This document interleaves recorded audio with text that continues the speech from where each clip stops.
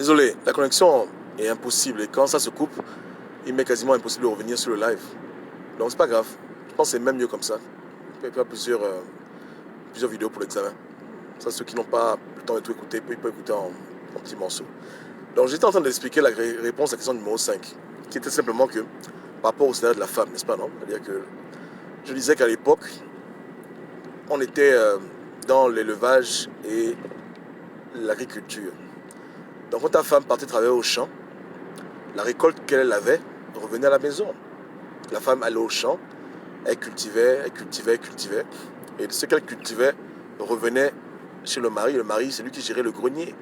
Donc juste ça n'a pas changé. La femme va au travail, mais elle travaille pour la maison. Elle ne travaille pas pour elle. C'est comme le mari aussi. Le mari travaille pour la maison. Mais dans la maison, il y a un directeur, il y a un superviseur, c'est le mari. Donc la femme, elle va dans le monde, elle amène ce qu'elle amène, elle dépose sur la table. Le mari, c'est lui qui gère tout ça. Et l'homme fait pareil. Donc il faut voir ça en termes de denrées, hein, pour mieux comprendre ce que je dis maintenant. Parce que beaucoup de femmes se fâchent quand je parle de ça. Parce qu'on vit dans un monde où il y a l'argent, etc. Mais le principe est le même. Tu travailles pour bâtir ton foyer, mais c'est le mari qui est l'architecte, n'est-ce pas? C'est le mari qui est l'architecte du foyer. C'est lui qui prend les décisions les plus importantes. Donc, ta contribution, elle vient, bien entendu, mais c'est lui qui décide comment est-ce qu'elle doit être utilisée. Par exemple, il te dirait, écoute, ton salaire va être utilisé pour construire un studio avec lequel on pourra mettre en location. Que ton salaire va servir à payer l'école des enfants. Ton salaire garde-le pour toi, pour tes besoins. C'est lui qui doit faire ce travail-là. D'orienter la manière à laquelle l'argent que tu amènes dans le foyer est dépensé. Comme à l'époque où, quand les femmes ramenaient dans la maison le maïs, le manioc, c'était le mari qui disait, bon, le stock là, on garde ça, on va manger seulement ça, etc. C'est pareil, ça, rien n'a changé. Et tu l'as avec moi que lorsqu'une femme allait au champ, elle n'avait pas une cachette secrète. Quand elle ramenait les récoltes étaient utilisées pour tout le monde dans la maison. Et c'est le mari qui gérait ça. Ouais, non? C'est le même principe. Donc, la femme au foyer, la femme mariée qui travaille pour amener l'argent dans son foyer. Et c'est le mari qui décide comment l'argent va être utilisé. Et si le mari le désire, il peut simplement lui dire, écoute, fais ce que tu veux, c'est ton argent, il n'y a pas de problème. Mais c'est à lui de parler comme ça. C'est lui qui doit décider de cette manière-là. C'est son rôle en tant que mari. C'est son rôle en tant que chef de famille, n'est-ce pas, non? C'est un peu comme dans ta compagnie, non? Quand tu bosses dans une compagnie, par exemple, tu es directrice, tu es superviseur, tu es technicien, tu es ingénieur, peu importe. Mais le travail que tu fais là, qui en bénéficie? C'est le propriétaire de la compagnie, n'est-ce pas? Et que c'est le président de la compagnie qui bénéficie de ton travail.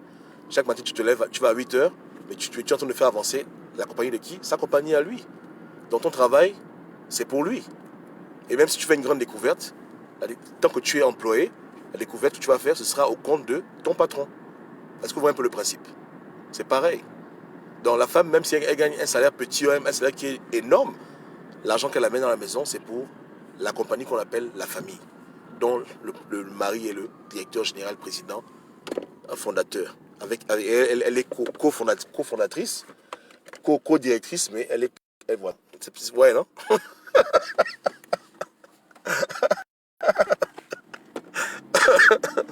Oh, Mao, non, mais dites-moi, si vous avez du mal à comprendre, je peux encore expliquer, hein, mais voilà d'où vient ce coaching-là.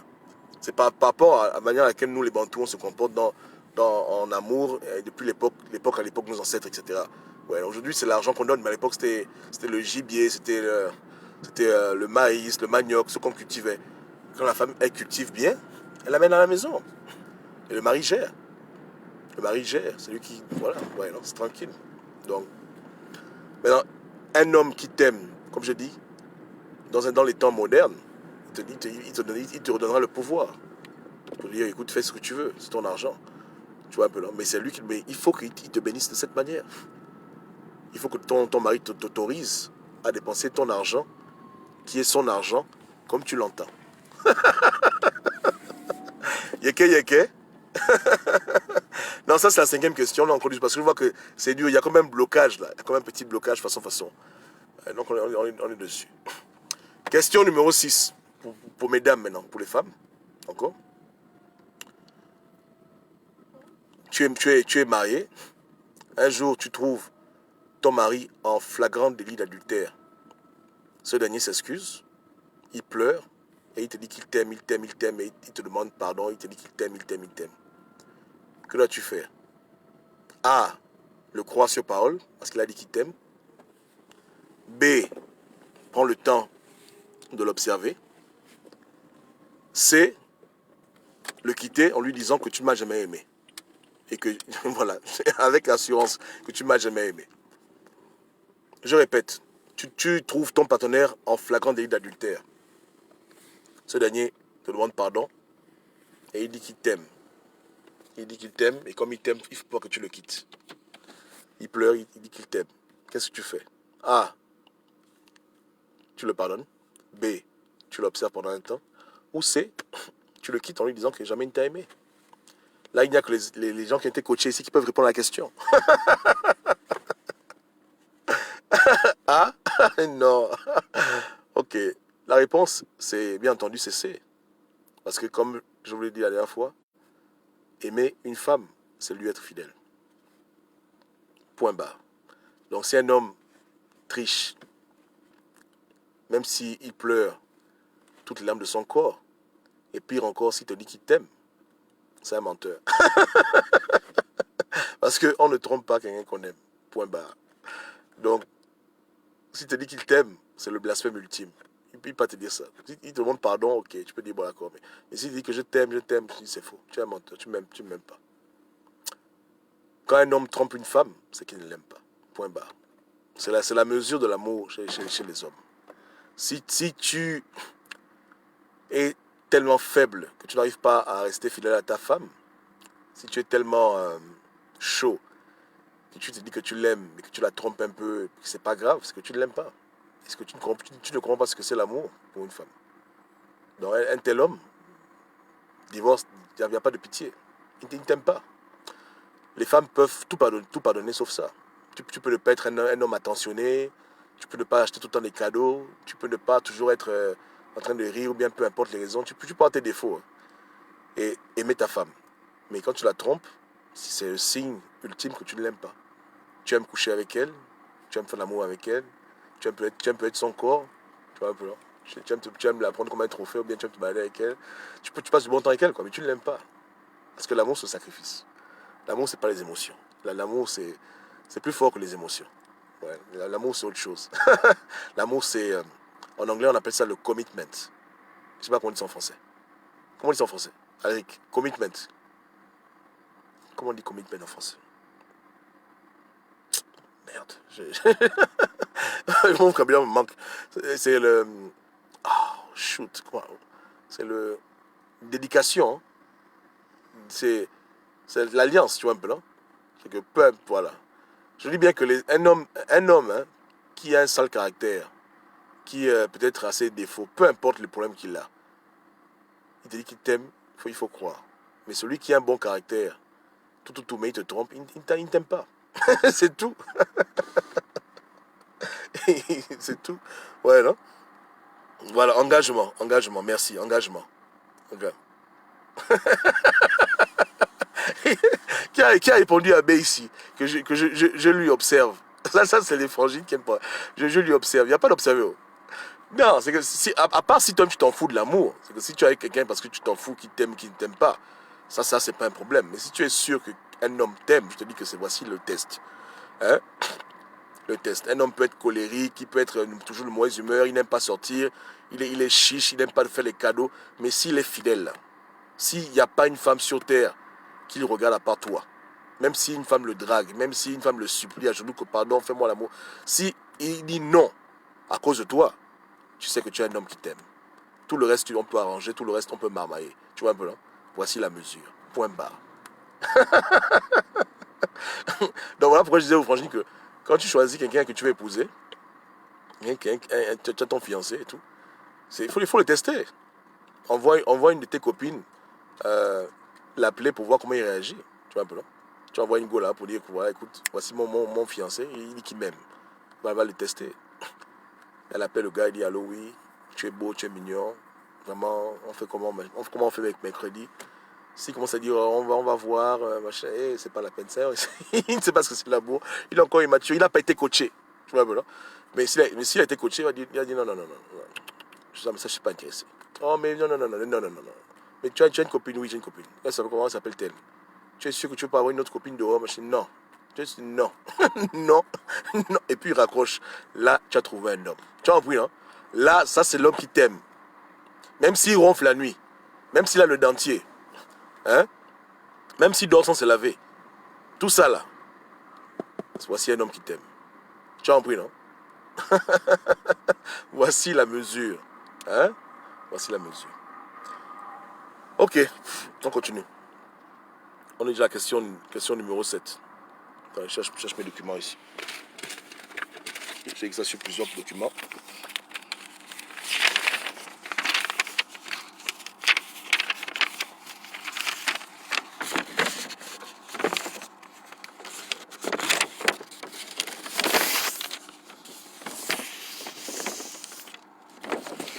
J'ai des questions, mais c'est des questions. Je n'ai pas fait de vidéo dessus ni de post, donc ce ne serait pas trop juste de les poser. Comme là, par exemple, je vais lire ma question au niveau de l'habillement de la femme. Je pense pas qu'on ait parlé de ça en semaine. On va juste faire un petit post rapidement sur la tenue. Ouais. Mais bon, ok. Voilà une question que... Ok, d'accord. Donc, question numéro 7. Quand tu rencontres un homme pour la première fois et que tu es attiré par lui, ou une femme, quels sont les termes que tu dois éviter d'employer vis-à-vis de lui ou d'elle? Je répète, quand tu rencontres un homme pour la première fois, ou une femme, et que tu es attiré par elle, tu envisages, entre parenthèses, peut-être une relation amoureuse qui peut mener au mariage, quels sont les termes qualificatifs que tu dois éviter d'employer dans votre relation au départ? A. Chérie. B. Bébé. C. Frangin, frangine, frère, mon frère, ma soeur, sœurette, cerise, sera nous, frangin tout, etc. Qu'est-ce que tu dois éviter? A. Chérie. B. Bébé. C. Frangin, frangine, mon frère, ma soeur, sœurette, cerise, frangino, frangina. Réponse? Réponse C. Voilà, j'en ai parlé hier. Que si tu sais que ça c'est quelqu'un que tu aimes bien, tu es attiré par la personne, tu es célibataire, évite d'amener le désordre avec les affaires de oh, mon frère, ma soeur, mon frère, ma soeur. C'est ridicule. Mon frère, ma soeur, mon frère. Ça c'est pas bon. Tu vois, c'est pas bon. Appelle les gens par leur prénom ou bien par d'autres qualificatifs. Oh, ma belle, ma chérie. C'est mieux comme ça. Là, tu mets déjà les bases. Là, on sait déjà où on est. Mais quand tu appelles quelqu'un, mon frère, ma soeur, ça rentre dans la tête et puis c'est fini. Non, c'est ta frangine. Non, tu peux plus rien faire là-bas. Tu peux plus marmailler. Donc, voici les thèmes. Vous riez quoi? Est-ce que c'est faux? C'est compliqué. Hein? Après, tu t'appelles, elle commence à t'appeler. Oui, allô, oui. Oui, oui, voilà, frangin, oui, je me confie à toi. Ouais, un gars me drague et tout. Je dis, mais attends, franchement. Champion, lui, quoi, ton confident? Oui, mon frère, merci beaucoup. Il n'y a que toi, tu es mon seul frangin. Je dis, oh. Je dis, mais frangine, qu'est-ce que tu racontes? On n'est pas les frangins. Bon, bref, voilà. Donc, mais derrière ça, c'est quoi? Derrière ça, c'est que il faut apprendre à définir les relations. La personne avec qui tu veux être ami, il faut entrer dans le cadre amitié dès le commencement. La personne avec qui tu veux, ou bien que tu te dis qu'il y a possibilité, il faut éviter de tracer des lignes ou devenir même père, même mère, même soeur, même oncle, même parent, même village, beaucoup de... Non, c'est ridicule. Il faut garder une certaine distance pour ne pas devenir des frangins et des frangines, parce que c'est pas ça le but. En tout cas, jusqu'à ce qu'on t'ait dit non, mais que tu aies échoué ta mission, il faut éviter de te retrouver dans une situation où tu as peut-être même 500 soeurs, 500 frères. À quel niveau? C'est quand tu es marié maintenant que tous les hommes sont tes frères, toutes les femmes sont tes sœurs. Dans une femme qui est mariée, il n'y a rien à faire. Tous les hommes qu'elle rencontre sont les frangins. Tu vois un peu là? C'est les frères, c'est les frères, c'est les frères. Et un homme qui est marié, c'est pareil. Toutes les femmes qu'il rencontre, c'est des sœurs, c'est des sœurs, c'est des sœurs. Mais quand tu es célibataire, non, merde. Allô, oui, Gobam, mon frère, comment tu vas? Non, non, non, non, non. Attends, donc tu me dis quoi? Que moi, enfant unique, toi, tu es l'enfant de ma mère? Attends, moi, c'est maman, machin, Jacqueline? Non. Toi, papa, c'est papa, François? Non. Pourquoi tu m'appelles mon frère? On est frères depuis quand? On est frères depuis quand? Depuis quand on est frères? Oh non, non, non, non, non, je suis pas ton frère. Puis tu es joli, hein? Je t'apprends comment tu t'appelles. Voilà. C'est comme ça. Les hommes aussi doivent pouvoir rebondir, les femmes, mais bon, bref. C'est ça l'esprit derrière. Ça peut être l'appellation, ça peut être autre chose. Il ne faut pas mélanger les gens. Les gens ont déjà trop de frangins, trop de frangines. Quelqu'un t'a pas dit qu'il cherchait à avoir une soeur en plus ou bien un frère en plus. Les gens veulent se marier. Tu vas parler de frères et de soeurs. Bref. C'est pas ça. Yeke yeke. Ok. Là maintenant on va entendre des questions sérieuses. Mais c'est des questions qui sont tellement évidentes que ça ne devrait même pas être sujet de QCM. N'est-ce pas, non? Voilà. Donc, c'est maintenant au niveau des beaux. Ok. Si ta femme, du moins ta fiancée, que tu aimes, a eu des enfants avant que tu la rencontres, que dois-tu faire? A. Aimer les enfants comme tes propres enfants, à part s'ils sont moches. 2. B. Renvoyer les enfants chez leur père ou chez les parents des enfants, c'est-à-dire les beaux-parents. 3. Les ignorer complètement. Je répète, si ta femme ou ton mari, parce que c'est mix, hein, si ta femme ou ton mari a eu des enfants avant que tu le rencontres, qu'est-ce que tu dois faire de ces enfants? A. Les aimer comme tes propres enfants, à part s'ils sont moches. 2. Les renvoyer chez leurs parents respectifs. Ou 3. Les ignorer complètement. Je répète, A. Les aimer comme tes enfants, à part s'ils sont vilains, moches, affreux. 2. B. Les renvoyer chez les pères et les mères respectifs pour dire que maintenant, ma femme et moi on est mariés, donc les enfants, allez repartir chez vos pères ou chez vos mères. Ou bien C. Tu les ignores, tu fais comme s'ils n'étaient pas là. Tu restes neutre. La réponse est A. Voilà. Et quand je dis moche, c'est bon, on blague, hein, mais parce que tu ne peux pas aimer un enfant qui ne t'aime pas. Donc même si tu aimes la femme, tu aimes ses enfants, mais ses enfants ne t'aiment pas. Et ça arrive souvent. Il y a des cas comme ça, où les enfants détestent la belle-mère, ils détestent le beau-père. Ils font les 400 coups. Bon, tu les laisses, tu vas faire comment? Tu vois un peu là. Mais si c'est pas ça, si c'est pas ça, tu vas pas comme les envoyer chez leurs parents pour dire que non, foutez de mon camp. Non, si tu aimes ta femme, si tu aimes ton mari, tu dois aimer aussi ses enfants, surtout s'ils sont respectueux, s'ils t'aiment aussi. C'est ça aussi l'amour, n'est-ce pas, non? C'est aimer les gens qui viennent, voilà. Là, tu prends une femme, elle a 2 enfants avant toi, ce sont tes enfants, tu les adoptes. À part s'ils sont vilains. Voilà. Mais bon, tu vas pas aussi les ignorer ou bien dire que non, non, tu peux, tu vois. Donc, c'est ça l'amour. Hein? Quand tu rentres dans la vie d'un homme ou d'une femme, c'est quand tu l'aimes avec tout ce qui vient avec. Ouais, voilà. Tu l'aimes avec sa femme, plutôt avec sa mère, son père, ses frères, etc. Ça c'est ses enfants, etc. C'est ça que tu rentres dans en fait, tu rentres dans une famille, tu vois. Tu rentres dans une famille. Voilà. Mais s'ils sont vilains, ils sont trop moches, bon là je peux te comprendre, tu dis bon allez, écoutez. J'ai fait un pause dessus, non? Discussion entre une belle fille et son beau-père.